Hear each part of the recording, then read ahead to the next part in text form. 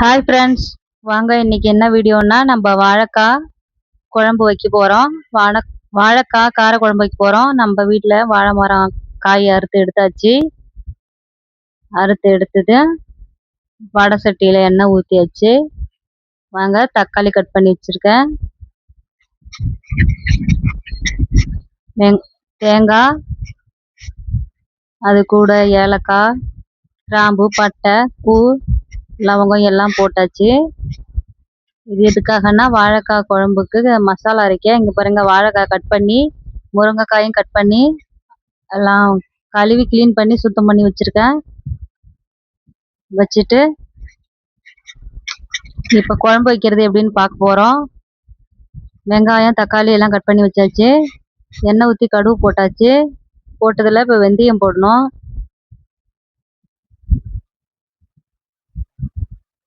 கடுகு பொரிஞ்சதும் வெந்தயம் போட்டுடலாம்.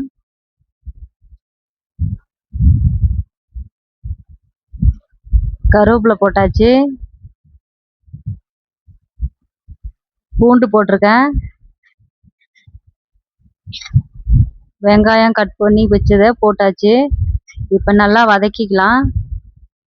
நல்லா செவக்கிற வரையும் வதக்கிட்டு இந்த குழம்பு வந்து வாழைக்காய் குழம்பு தேங்காய் அரைச்சி ஊற்றி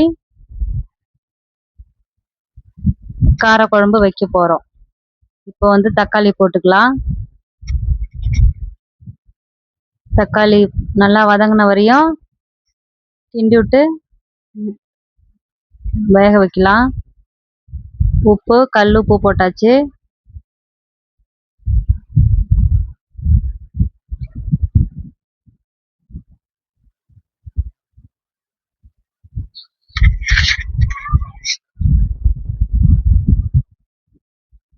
கொஞ்சம் மஞ்சப்பொடி,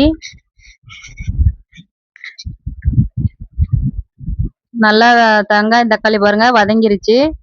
வதங்கினதும் தட்டில் பாருங்க கொஞ்சம் மிளகாத்தூள், மஞ்சத்தூள், பெருங்காயத்தூள் எல்லாம் போட்டு ஒரு பெரட்டி எடுத்துக்கலாம்.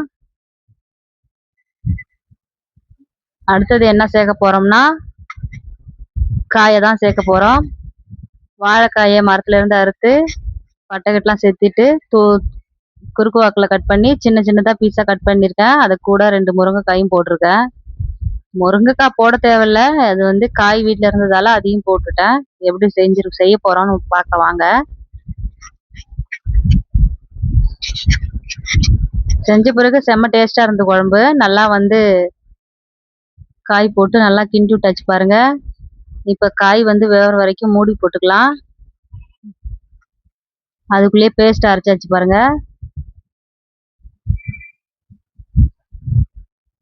மூடி போட்டு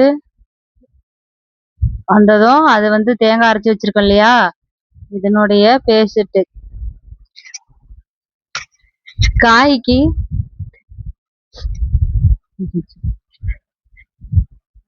தேங்காய் அரைச்சி ஊற்றினோம். நல்லா கிண்டி விட்டு, இது வந்து வாழைக்காங்கிறதால சீக்கிரமே வெந்துடும், ரொம்ப வேவாதுங்கிறதுக்காக இல்லை.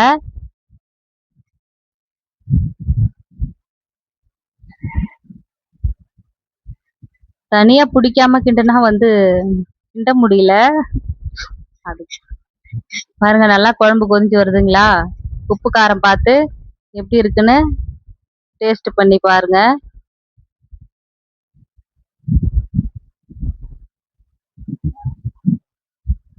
கொஞ்சமா புளி கரைச்சல் தண்ணி வந்து சேர்த்துக்கலாம்.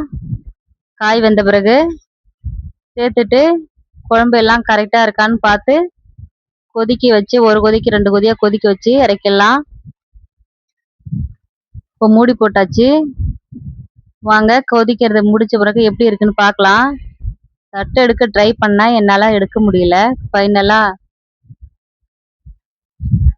மூடிய ஃபோனை நிறுத்திட்டு தாங்க எடுத்தேன், சூடு தாங்க முடியல. பாருங்க குழம்பு எப்படி இருந்ததுன்னு. இப்படி தாங்க இருந்தது. சுடு சாதத்தில் போட்டு சாப்பிட்டதும் அவ்வளோ டேஸ்ட்டாக இருந்தது. நீங்களும் வேணா ட்ரை பண்ணி பாருங்க. நான் செஞ்சுருக்கிறது எப்படி இருக்குன்னு சொல்லுங்க.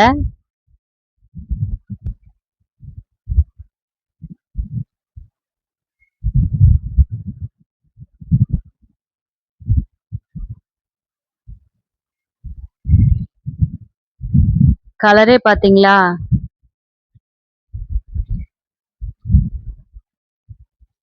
இவ்வளோ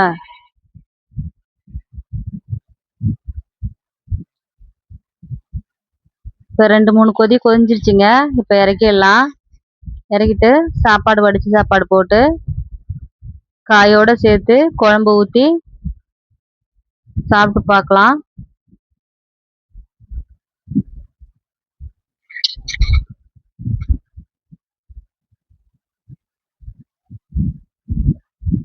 சாதம் போட்டாச்சு. குழம்பு ஊற்றி பிசைஞ்சு பார்த்து சாப்பிட்டா அவ்வளோ ஒரு டேஸ்ட்டாக இருந்தது. நானும் வாழைக்காய் குழம்பு இது முதல் முறையாக தான் வச்சேன். நல்லா இருந்தது. நீங்களும் ட்ரை பண்ணி பாருங்க. நம்ம அடுத்த வீடியோவில் என்ன பண்ண போகிறோம்னு பார்க்கலாம். ஓகே ஃப்ரெண்ட்ஸ், பாய்.